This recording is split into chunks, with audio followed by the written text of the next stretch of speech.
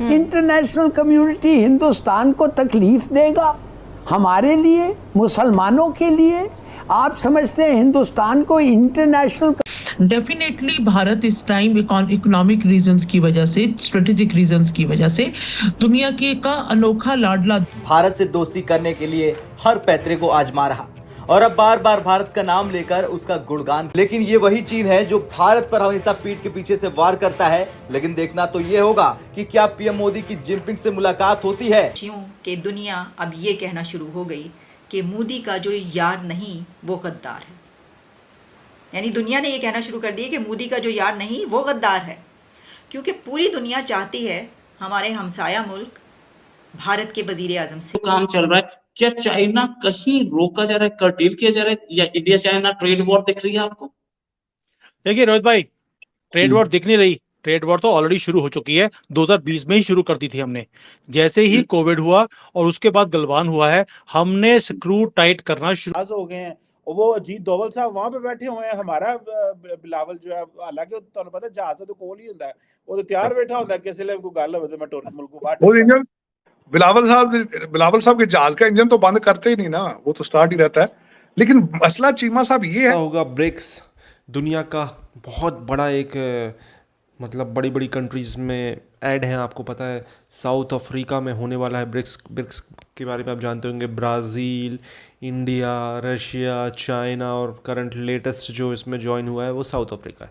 तो south Africa में BRICS का जो सम्मेलन होना है उसमें मोदी जी वर्चुअली पार्टिसिपेट कर रहे हैं। बट चाइना के जो प्रेसिडेंट है जिनपिंग वो कह रहे हैं मोदी जी आप। शायद यही वजह है कि चीन भी अब भारत से दोस्ती करने के लिए हर पैतरे को आजमा रहा और अब बार बार भारत का नाम लेकर उसका गुणगान कर रहा।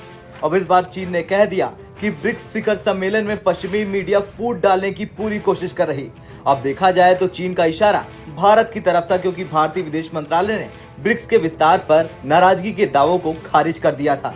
बता दें, चीनी मीडिया ग्लोबल टाइम्स ने बहुत दिनों बाद ब्रिक्स को लेकर भारत का गुण देखा जाए तो चीन का इशारा भारत की तरफ था, क्योंकि भारतीय विदेश मंत्रालय ने ब्रिक्स के विस्तार पर नाराजगी के दावों को खारिज कर दिया था। बता दें, चीनी मीडिया काम चल रहा है। क्या चाइना कहीं रोका जा रहा है, कर्टेल किया जा रहा है, या इंडिया चाइना ट्रेड वॉर दिख रही है आपको? देखिए रोहित भाई, ट्रेड वॉर दिख नहीं रही। ट्रेड वॉर तो ऑलरेडी शुरू हो चुकी है, 2020 में ही शुरू कर दी थी हमने। जैसे ही कोविड हुआ और उसके बाद गलवान हुआ है, हमने स्क्रू टाइट करना शुरू। तो ये जो वॉर है ये 2020 में हमने ऑलरेडी शुरू कर दी थी। और ये अब मैं आपको पहले बोला है कि जो स्क्रू है वो मोदी जी रोज टाइट करते जा रहे हैं। एंड दिस इज, अब इनकी चूंचू निकल रही है यहाँ पे चाइना वालों की, ये हो क्या रहा है। बिकॉज पूरे इनको ये था कि भाई हिंदुस्तान की एक मार्केट है जो हमें बचा सकती है। अमेरिका डाउन है, यूरोप डाउन है, अफ्रीका की औकात नहीं है, मार्केट कौन सी रह गई स्वाय भारत के। और भारत जितनी स्पीड से बढ़ रहा है तो हमारी डिमांड भी बढ़ रही है। और मोदी जी उस सब भी चीजों को बंद कर रहे हैं इंपोर्ट के लिए, कि जो बैकबोन थी चाइना की इकोनॉमी की। सो यही एक होता है जब आपके पास एक स्ट्रॉन्ग नेशनल। हालत ये है कि सऊदी अरब के अंदर 40 मुल्क जो हैं वो इकट्ठे हो रहे हैं, जो मोहम्मद बिन सलमान ने बुलाया उनको, आए यूक्रेन पे बात करें। हमारा बंदे ही कोई नहीं है तार साहब। हम तो वो यूक्रेन का वजीर खारजा पाकिस्तान आया साहब, बिलावल ने फोन किया इधर उधर, उसने लगता है सऊदियों को फोन नहीं किया, वो नाराज हो गए हैं। और वो अजीत डोवल साहब वहां पे बैठे हुए हैं, हमारा बिलावल जो है, हालांकि तुहानू पता जहाज तो कोल ही हुंदा है, वो तो तैयार बैठा हुंदा है किसी ले कोई गल होवे तो मैं टोर मुल्क को बाहर। वो इंजन बिलावल साहब के जहाज का इंजन तो बंद करते ही नहीं ना, वो तो स्टार्ट ही रहता है। लेकिन मसला चीमा साहब ये है कि आपने वहां जाके करना भी क्या था? आपने कोई पैसे जैसे मांगने थे सऊदी अरब, फिर जाके उन्होंने कहा यार रहने देना तो प्लीज ना मंगाओ, इन्होंने होटल च भी रखना पैना है, फिर होटल के पैसे भी देने पैने। ठीक, आप मुझे ये बताएं, आप यूक्रेन में कर भी कह सकते हैं?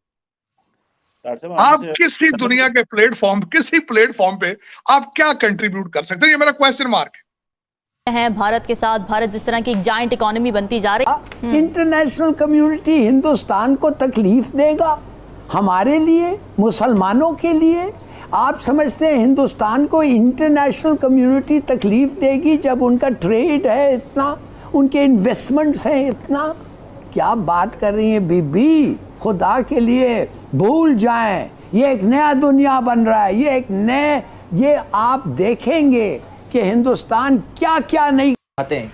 अब ग्लोबल टाइम्स भारत का गुणगान कर रहा है। इसके पीछे की जो सबसे बड़ी वजह बताई जा रही है वो है कि रॉयटर्स के अलावा ब्लूमबर्ग ने भी अपने एक लेख में लिखा था कि भारत भी ब्रिक्स से विस्तार का विरोध कर रहा है, जिसे चीन ने प्रस्तावित किया है। मतलब रिपोर्ट में ये कहने की कोशिश की गई है कि चीन भारत देशों के बीच तनाव ब्रिक्स ब्लॉक को कभी भी पश्चिमी देशों के लिए एक बड़ा खतरा बनने से रोकेगा।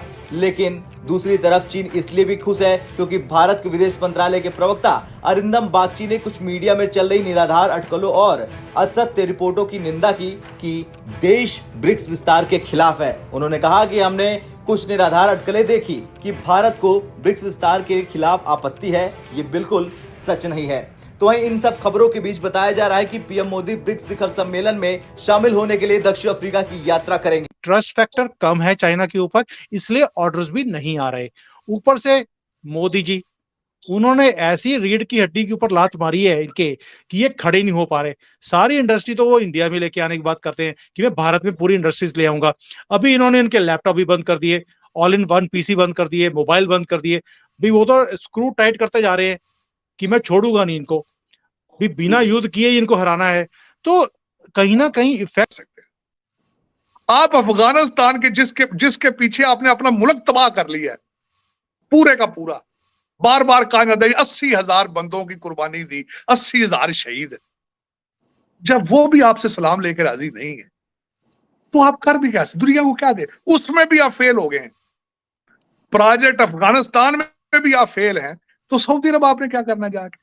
यूक्रेन के स्पेलिंग नहीं आते होंगे आपके, आधे आपके हो सकता है कई जो रो रहे थे, तो यूक्रेन में आपने करना क्या था जाके? वो तो अच्छा मेहरबानी उन्होंने मेहरबानी फरमाई, पाकिस्तान में कहा यार पेट्रोल बच जाएगा ना। लेकिन ये कि चीमा साहब वहां अगर सोचा जाए क्या दुनिया के किसी प्लेटफॉर्म पे बैठ के आप क्या कर सकते हैं दुनिया को? मैंने अगले दिन किसी को कहा कि आप एक्सपोर्ट करने के लिए चीज कोई नहीं, इंपोर्ट करने के लिए डॉलर कोई नहीं, फॉरेन पॉलिसी मौजूद नहीं है। जहां फॉरेन पॉलिसी जहां से पैसे आते हैं वो फॉरेन पॉलिसी है आपकी। तो किसी प्लेटफॉर्म पे आपकी कंट्रीब्यूशन, पार्टिसिपेशन क्यों जरूरी? तो दोस्तों ये वीडियो यहाँ पर होता है खत्म। आपने देखा किस तरीके से इस वीडियो में बात हो रही थी चाइनीज़ प्रेसिडेंट जिनपिंग के बारे में। चाइनीज़ प्रेसिडेंट जिनपिंग चाहते हैं मोदी से पर्सनली मुलाकात करना, और पर्सनली मुलाकात करने का उनका मेन मकसद है किसी तरीके से इंडिया के साथ जो भी रिलेशनशिप ऊपर नीचे गए हैं उसको सुधारें, और जो चाइना को फ़ायदा होता था भारत से जो ट्रेड वगैरह में वो फिर से नॉर्मलाइज़ करें। तो मोदी जी अब नहीं है मूड में। चाइना को लगता था कि भारत का अगर हम ट्रेड बंद कर देंगे तो भारत 2 दिन में तबाह हो जाएगा, भारत के लोग क्या करेंगे। बट ऐसा हुआ नहीं। भारत ने स्लोली जिन चीज़ों की हमें ज़रूरत नहीं थी, जो चीज़ें भारत में बन सकती थी, उन पे फोकस किया और भारत ने स्लोली वो चीज़ें मैन्युफैक्चर करनी शुरू कर दिया। दूसरे देशों से कांटेक्ट करके वो चीज़ें दूसरे देशों से लेना शुरू कर दी। इस वजह से चीन का जो घमंड था हम धीरे धीरे तोड़ते आ रहे थे। कोविड के पहले की गलवान वैली में जो हादसा हुआ उसके बाद से आपको पता है ये सब चीज़ें जो सीन है वो धीरे धीरे हमने क्रिएट किए, और आत्मनिर्भर भारत का जो मोदी जी का एक ड्रीम है वो उस पर हम गाजबन हुए। अब देख सकते हो आप किस तरीके से भारत कोशिश तो कर रहे हैं, और बहुत हद तक हम स्लोली होंगे। एकदम से तो भारत में हर चीज़ बनेगी नहीं। आपको क्या कहना है इस टॉपिक के बारे में? कमेंट में अपनी राय दें। चैनल को सब्सक्राइब करें। लगातार आपका